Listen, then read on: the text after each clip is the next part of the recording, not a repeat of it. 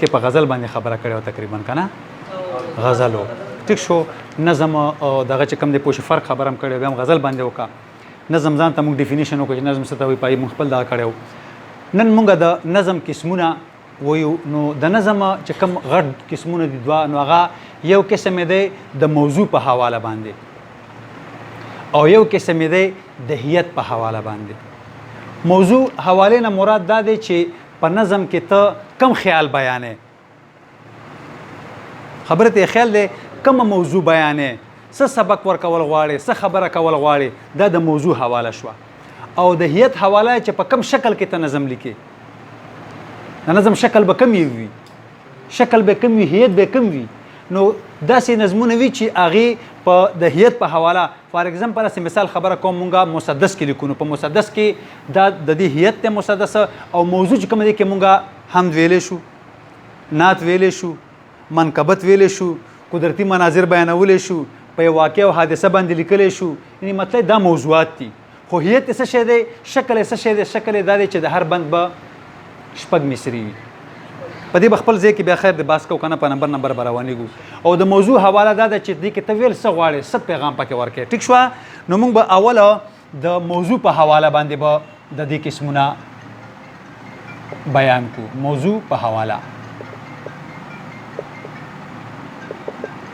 دې کې ډومبی چې کوم دی موږ سره حمد راځي موضوع ټیک شوه بیا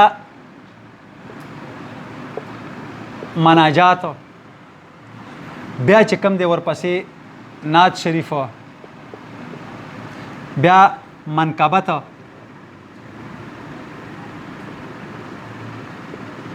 خبره ته مو خیال دی په دې یو به موږ خپل ځان دغه به لیکچر وکړو که نه بیا چې کوم دی نو مرثیه شوه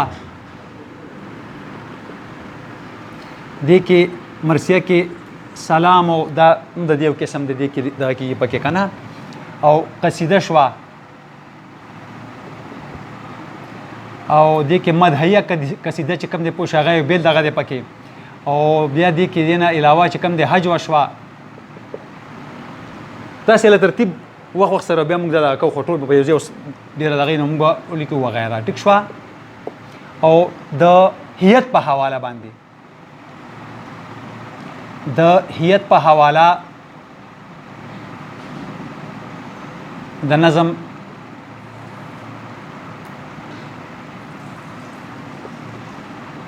ها په دې کې اول چې کوم دی پابند نظم دی پابند کې به ډېر قسمونه دي پابند ټیک شو دې کې بلا قسمونه دي بیا که نه یا دې سره بیا موږ ورسره خیر راځو پکې او بیا پابند به ورسره شو دې کې چې کوم دی پوه شوی نو غزل نما نظم چې تاسو ورته وایي چې د غزل په هیئت کې لیکلی کېږي ټیک شوه بیا هغې نه علاوه چې کوم دی نو مصمت دی بیا ترکیب بند دی ترجیح بند دی مستزاد دی ټیک شو دا دې کې راځي دا بیا په دې هوا دا ټول دې کې راځي اته پاته دې کې بیا په وخت سره په دې خبره کوو ټیک شو مستزاد د دې نه علاوه چې کوم دی نو بیا ورسره ګوره کته ده دا هیئت دی رباعي ده موضوع په کار رنګ بیانېږي دا هیئت دی خبرې ته مو خیال دی هایکو ده ټیک شو چاربیته د ولسي ادب دغه که نه ټپه ده سندره یا لوبه ده نیمکۍ ده بګتۍ ده دې کوم قسمونه نور شته خیر بیا وخت سره ماته کوي وخت سره بیا دا کوو وغیره دا کوو پکې ټیک شو ښه زه دلته یو خبرې وضاحت لږ بیا کول غواړم چې صرف په تاسو پوه شئ چې د موضوع په حواله نه څه مراد دی او د هیئت حواله نه څه مراد دی ګوره جي پاس مونږ ویل چې هم دی دا هم چې کم دی دا په دلاندنی هر قسم کې لیکلی شي ته چاربیت هم همدیه کېدی شي نعت هم همدیه کېدی شي د خبرې ته مو خیال دی دا به د دې شکل وي مثلا مونږ په غزل نما دا کې چې کوم دی پوه شوې نعت لیکو حمد لیکو څه شو غزل نما دا دی په دې کې مونږ لیکو مونږ دا هم په مسدس کې لیکو مخمس کې لیکو مربع کې لیکو مثلث کې لیکو دا د دې هیئت شکل به دا وي موضوع څه شی دی موضوع زما هم دی هم دغه نظم ته وایي چې الله تعریف پکې بیان وي دې کې بل څه ته نشي ویلی دلته موضوع قید شوه تا موضوع ځان ته منتخب کړه چې زه به هم لیکم او هم کې به صرف د الله بړی او د الله لویوالی او ثنا صفت به بیانېږي اوس دې دپاره ته هیئت چې کوم دی کم یو منتخب کې ته منتخب کولی شي د خبرې ته مو خیال دی دا هیئت دی دا شکل دی او دا اوس بیا هغې نه پس مناجات دی مناجات ته هغې نظم ته چې الله تعالی نه پکې سوال غوښتنه وکړی شي خبرې ته یې خیال دی نو دا د حمید بابا ډېر داسې دغه شته پکې که نه الهي د خپل حبیب له برکته دا ساده انشا رنګینه د رحمان که دا د مناجات یو شعر کېدی شي خو دا یو شعر غزل دی دا فل نظم به چې کوم دی پوه شي ټول مناجات وي دا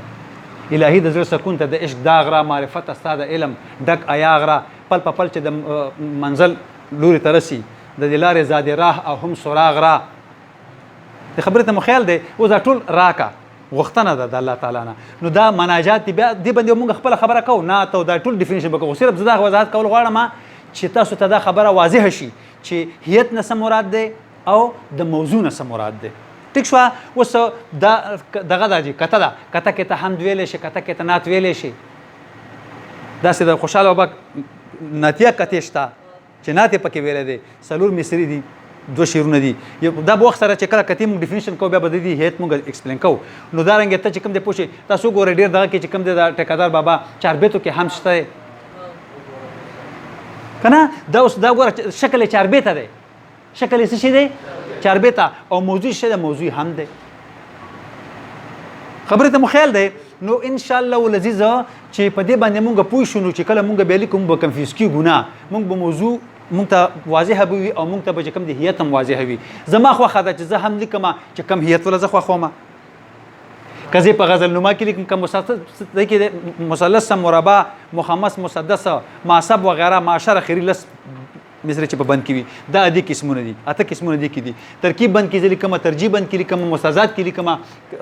پروبای کې لیکم د خبرې ته مو خیال دی نو دا ما باندې هایکو کې اوس که تاسو خیال کړی وي زموږ نن سبا دا یو روایت جوړ شوی دی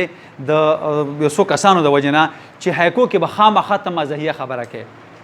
حالانکه داسې هېڅ چرې نه ده هایکو د مزاحیه موضوع دپاره مختص کړی شوی نه ده هایکو یو هیئت دی یو شکل دی او دغه شکل کې چې کومې ته نعت او حمد او مزاحیه او تنزیه اشکیه په حالاتو باندې سیاسي حوالې سره سماجي حوالې سره فلسفه په دې کې هر یو څیز ته چې کوم دی هغه بیانولی شي په دې هایکو کې دا قید نه دی لکه ظفرخان ډېر زیات په دې کې مشهور دی او هغه ټولې هایکوګانې چې کوم دي نو هغه تقریبا چې مزاحیه دي زه تاسو د دې حواله باندې د اظهار صاحب یو هایکو ده چې د محبت د عظمتونو نظر چې د زامنو یې ودونه جوړ شي میندې په سپین سر ګډاګانې کوي دې کې صحیح طنز او دغه پکې وګوره هغه د مور هغه مینه چې کوم د پوه شي هغه پکې ښودلی شوې ده نو دې کې هر رنګ نعت پکې شته نعتونه پکې خلکو لیکلي شته پکې سبق آموز قوم ته زلمیانو ته پکې سبق ورکړی پکې شته نو لکه مطلب دی چې دا صرف یو موضوع دپاره مختص نه ده نو علی ترتیبه دا رنګې به دا بره چې کوم دي دا څومره چې موږ هم د مناجات نعت حضور علیه السلام چې پکې تعریف شوي وي منقبت چې پکې اولیاء کرام بزرګانو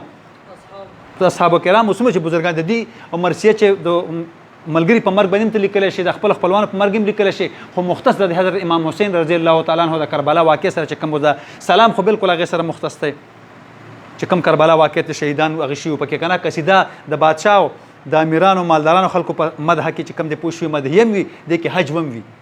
چې ته هغې تعریف پکې بیان کې مدحیه ده چې هغې پسې بدره دي وی بادشاهانو پسې نو هغې چې کوم د پوه شي حج وله که تاسو وګورئ په دې حواله باندې غالب ډېر